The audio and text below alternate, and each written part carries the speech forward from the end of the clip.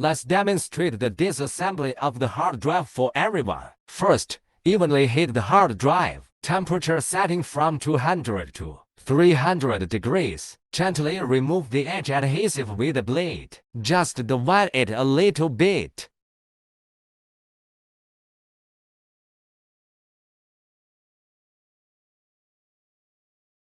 Next, you can dismantle it. For the convenience of recording, the air gun is tilted. Set the temperature to 320 degrees. The angle of the air nozzle is facing the hard drive for heating.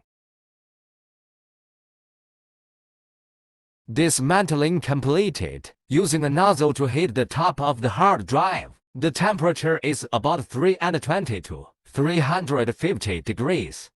The key is that the tin dust cannot fall off. My operation is perfect. No missing any parts.